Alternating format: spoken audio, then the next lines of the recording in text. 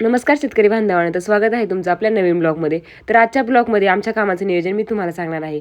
पहिल्यांदा कोंबड्यांचं कामाचं कसं नियोजन असतं, गायींच्या कामाचं कसं नियोजन असतं हे दाखवणार आहे. पहिल्यांदा आम्ही उठल्या कोंबड्यांना म्हणजे पिल्लांना खायला ठेवतो, कारण 1 महिन्याच्या आतल्या पिल्लांना खूप जपावं लागतं तर त्यांची व्यवस्थित ग्रोथ होते. तर पहिल्यांदा स्टार्टरचं खायला टाकून घेतो. ही आपली महिन्याची प्युअर गावरान क्वालिटीची पिल्लं आहेत. तर हे स्टार्टरचं खायला टाकून घेतल्यानंतर ही आपली बघा ब्रूडिंगमधली पिल्लं आहेत, जी की महिन्याच्या आतली असतात. ती पिल्लं इथं असतात. तर या पिल्लांना देखील खायला वगैरे टाकून घेतलं आणि ही पत्र्याच्या पलीकडची जी पिल्लं आहेत ती 15 दिवसाच्या पुढची असतात.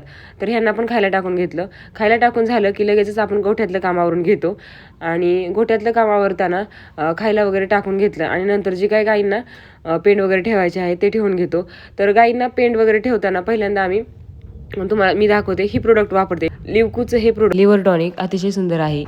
तुम्ही बघू शकता हे पूर्णपणे मिनरल्स आणि विटॅमिन्सनी भरलेलं आहे आणि हे यूज केल्यानंतर तुमच्या गाईचं लिव्हर जे आहे ते पूर्णपणे स्ट्रॉंग होतं आणि लिव्हर जेव्हा स्ट्रॉंग असतं तेव्हा पचनक्रिया व्यवस्थित होते आणि पचनक्रिया जेव्हा चांगली राहते गाईची, तेव्हा गाईची तब्येत चांगली राहते आणि गाई दुधाला देखील चांगली वाढते.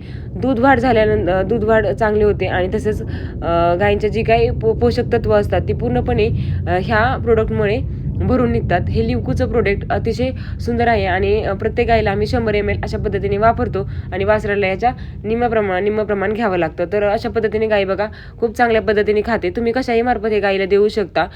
पेंडीमार्फत देणं हे जास्त बेटर राहतं आणि तुम्हाला जर हे प्रोडक्ट हवं असेल तर तुम्ही ॲमेझॉन किंवा फ्लिपकार्टवरती ऑर्डर करू शकता. तुम्हाला ते घरपोच होईल आणि तसेच तुम्हाला काही प्रॉब्लेम आला तर तुम्ही दिलेल्या नंबरशी कॉन्टॅक्ट करू शकता.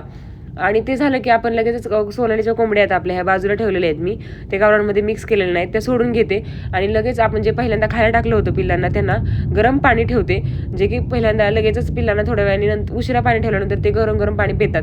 तर कसं वाटलं ब्लॉग कमेंट बॉक्समध्ये नक्की